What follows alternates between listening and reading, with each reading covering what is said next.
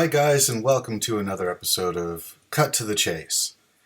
Today we're going to talk about the world in which your characters exist in. All stories have a world in which their characters live in. It could be a life raft, it could be a cabin, it could be a spaceship, or it could be an entire country. These worlds have rules that affect your characters. So an example of one of these rules would be gravity. I know that seems fairly unimportant, but when you introduce a character like Superman, well, then everything changes, because now you have somebody that can fly when nobody else can. He's rescuing Lois Lane, who's falling to her death. So it makes a difference. The characters respond to that. Another really good example is the vacuum of space. So here you have a component which is very confining to your character, whether they're on a spaceship or in a space station, something to that effect. And it can serve as a component of your story. It can serve as an ever-present danger being exposed to the elements and to your characters. It can be something that used to increase the suspense of danger.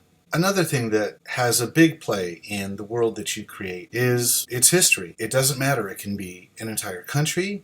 It can be something as small as a cabin. It has a history, and when it does, even though that may be something that your character isn't aware of or never comes out in your story, it's still something that plays a part. If the cabin is new, it's going to have an effect on your characters, just as it would were it old. So an example would be an old cabin where the floorboards creak, or there's gaps and drafts, where there's insects perhaps inside, where the previous owners perhaps carved a name or a date or something of importance to them at that time.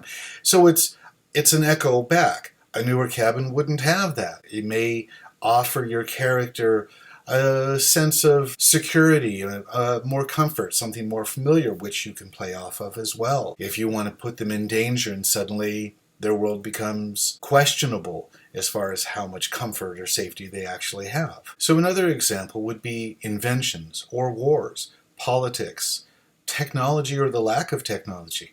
All of these things your characters will respond to. They don't necessarily need to recite this history of their world. They don't need to be historians and explain, I'm responding this way because this happened. I'm responding that way because of that thing. That's not what you were trying to do. This isn't an exposition about your world.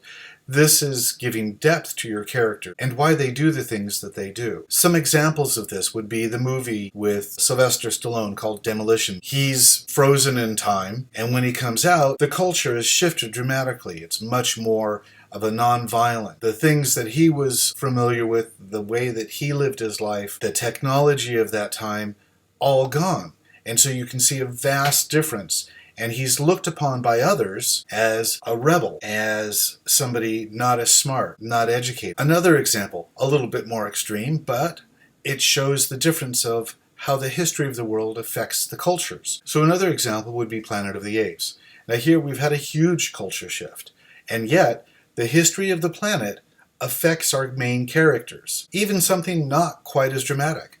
Tarzan, he's grown up in his world, in the jungle. He's familiar with his culture. And when he's brought to our world, our culture, there's this clash. And he's completely out of his environment.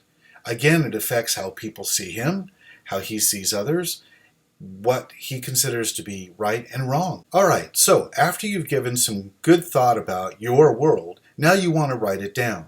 You don't need to go into every single detail about it, but you definitely want to hit on the high points. Those things that are going to have an effect on your characters and the people around them. So you don't need to write down every single detail. It's not important to know when the shoelace was invented, if in fact it ever was.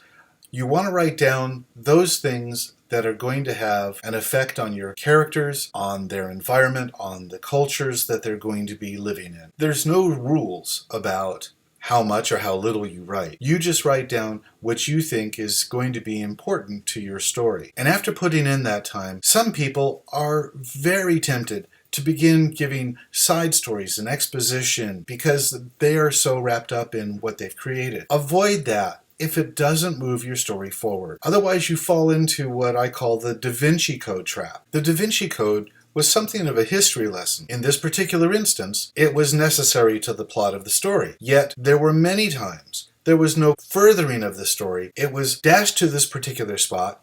Everybody sit down because it's lesson time.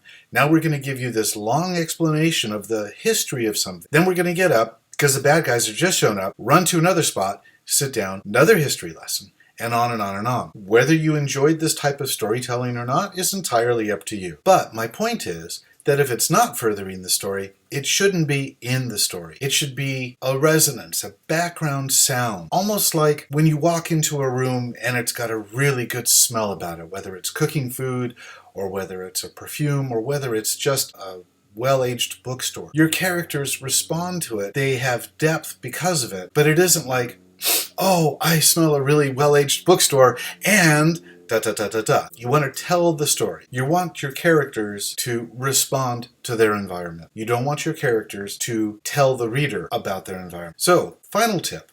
Once you've done all this work, you don't want to forget about it while you're writing. You should have it as an open document on your computer if you use a computer, or in your Moleskine journal, or whatever it is. I prefer to use a computer document because I have keywords in there that I can do a quick search by. So if my character is in a particular place, room, social structure, whatever the case may be, I can do a quick glance, go back to it, and reference how that character will be affected by the environment that they're in, or the social environment.